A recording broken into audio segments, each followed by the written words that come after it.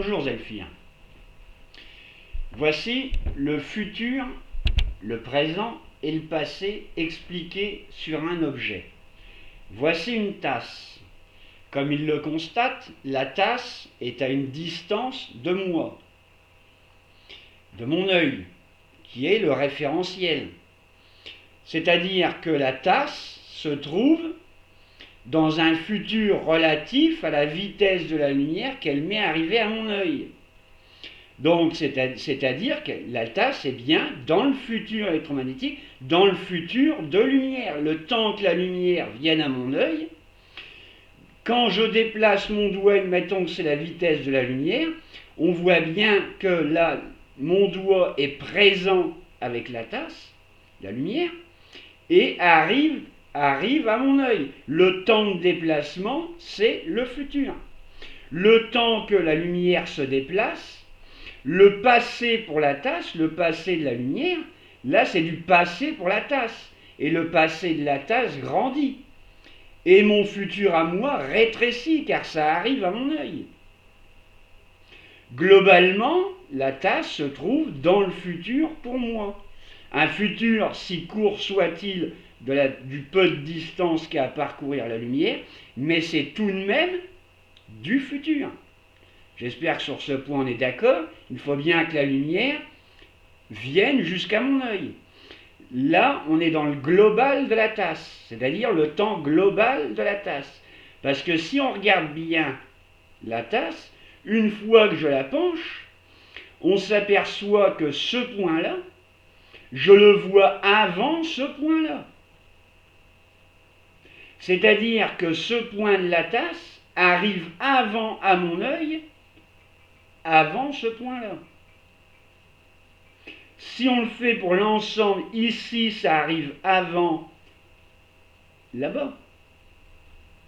Donc l'ensemble, la tasse est en 3D, est en 3 dimensions, du fait que la lumière arrive point par point, à chaque point que je vois, là je le vois avant, là je le vois après, ce qui donne une vision en 3 dimensions de la tasse.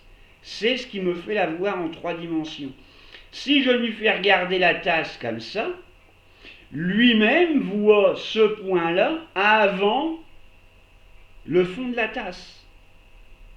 Je suis en train de lui parler, je suis moi dans mon présent, mais je suis pour lui son futur.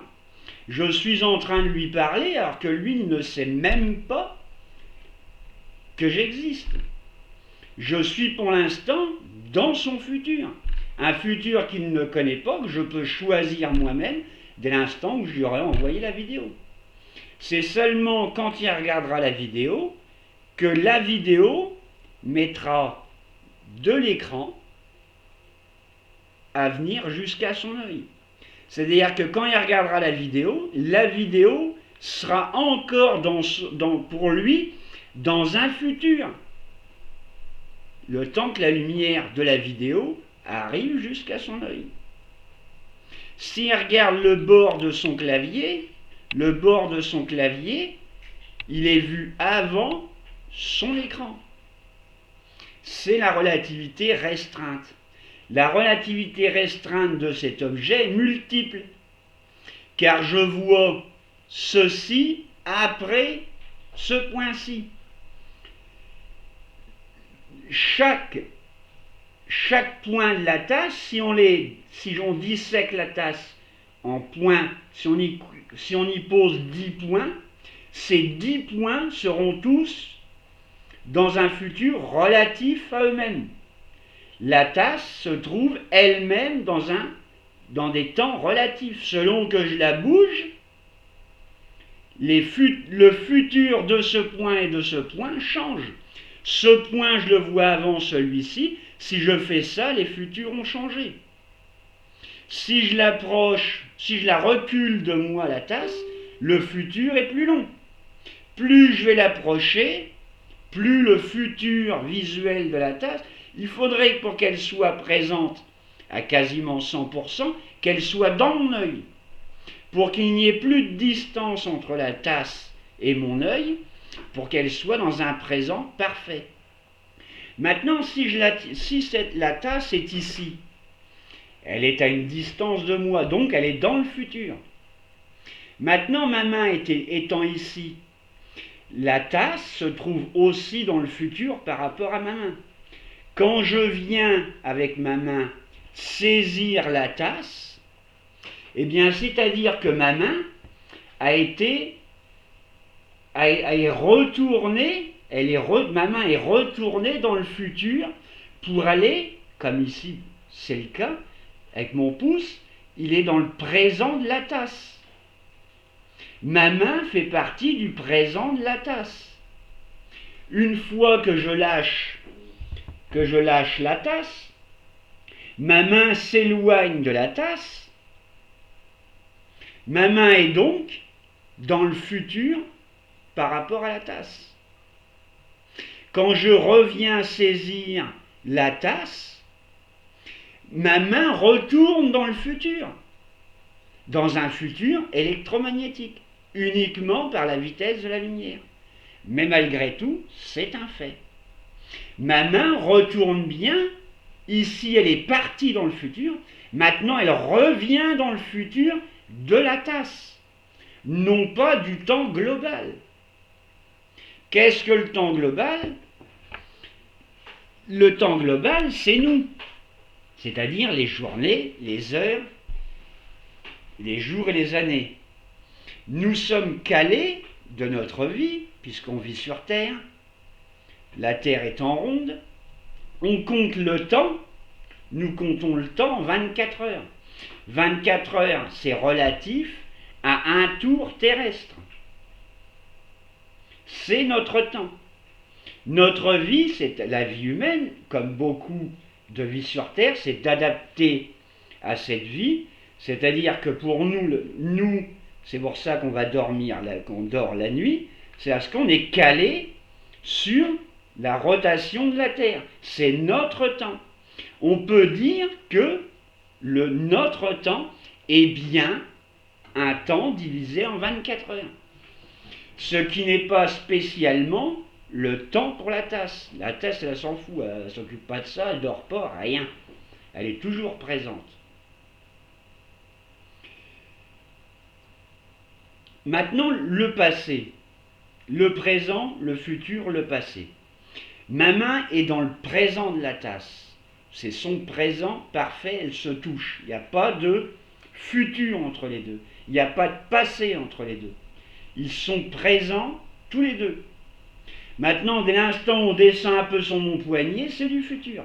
Même mon bras, même ma main, se trouve, elle, dans un futur électromagnétique par rapport à chaque point de mon bras jusqu'à mes yeux. Et pour tout, c'est comme ça. Donc, vouloir calculer sans mettre un seul point sur la tasse, si on regarde bien la tasse en 3D, en 3 dimensions, dans toutes ces dimensions, on s'aperçoit bien que la tasse a plusieurs points, à plusieurs distances dans le temps. Dans le temps, parce que ce point est plus proche que celui-ci. Un objet de par lui-même se trouve dans des temps relatifs. Comment peut-on, avec le mouvement que fait la tasse, comment pourrait-on tout calculer pour en donner tous les temps? Le temps de le calculer, il aura déjà bougé. C'est incalculable. Tout ce qu'on peut dire, c'est que le temps global de la tasse, au plus précis, le temps global de la tasse, ma main est dans son présent. Dès l'instant où ma main s'éloigne de la tasse, le futur entre ma main et la tasse devient et est. Si je reprends la tasse avec ma main, la tasse refait partie du même présent que ma main. Ce qui n'est pas mon présent à moi, car l'ensemble, ma main plus la tasse devient pour eux leur présent, ce qui reste un futur pour moi.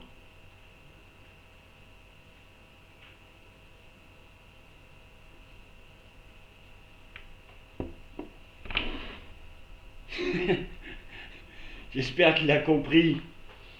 C'est pas extrêmement compliqué, il faut juste bien saisir le contexte.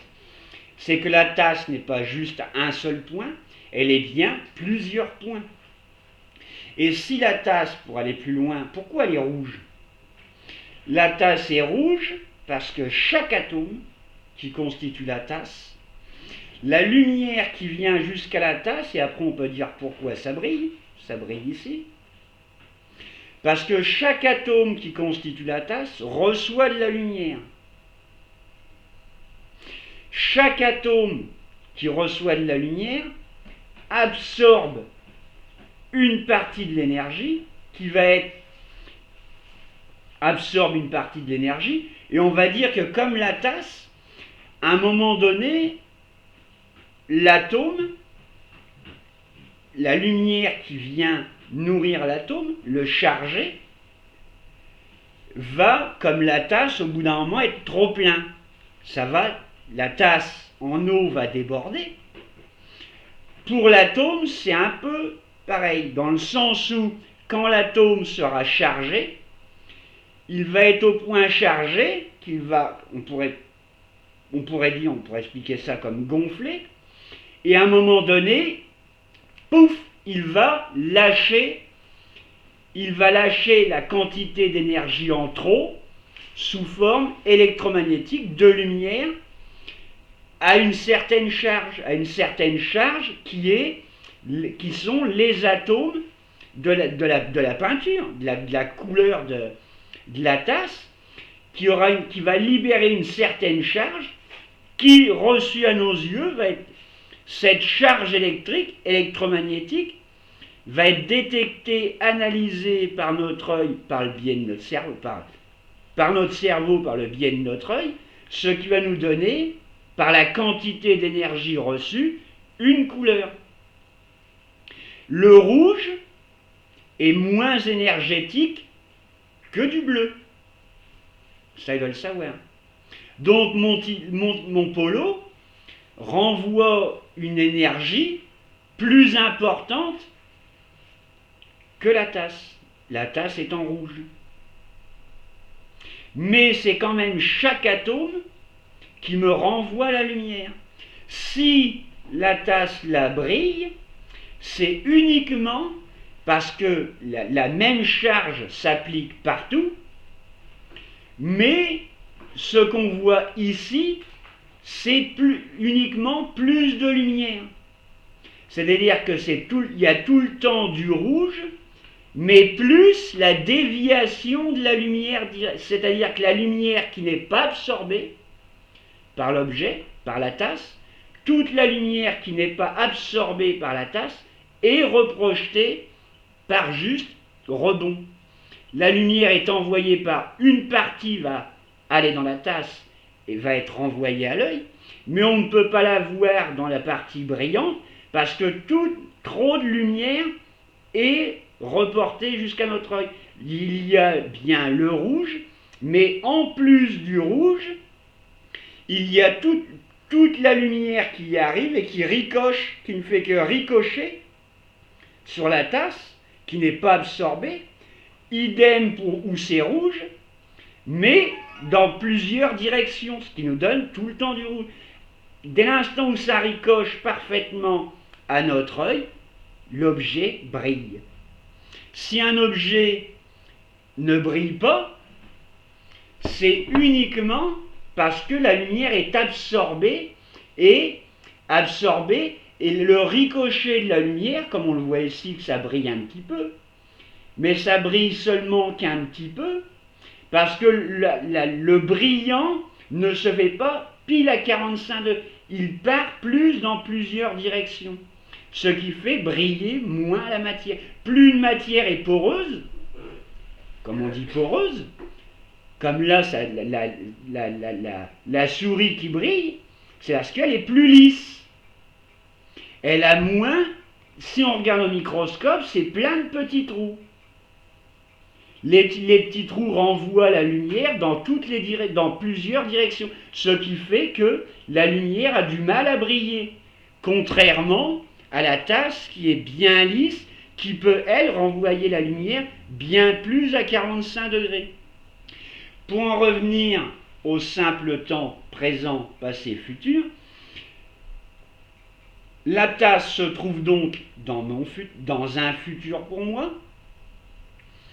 Maintenant, plus je la rapproche, plus je raccourcis ce futur, plus, et en même temps, le passé est plus court, et donc le futur est lui aussi à une distance plus courte. Plus je vais l'éloigner, plus j'allonge le futur, et de même le passé. Son passé est plus long. Le passé pour la tasse devient plus long. Mon futur devient plus long. Le tout par chaque point de la tasse. Plus je la bouge, plus je multiplie les calculs de dire il y a tant de distance. Dès l'instant où je la bouge, comment aller calculer toutes ces distances? Il n'empêche que la tasse est bien ici dans le futur. Mes doigts sont dans le présent de la tasse, mais dans un futur pour moi. S'il prend le temps d'analyser tout ça, qu'il le fait de lui-même, il se rendra compte de lui-même que la tasse est bien à une distance, que là on ne fait que raccourcir le futur et le passé. La tasse est dans son présent, mais dans mon futur. Mes doigts sont présents avec la tasse, l'ensemble, le global, dans un futur, dans mon futur. J'espère que ça l'a éclairé un petit peu sur tout ça.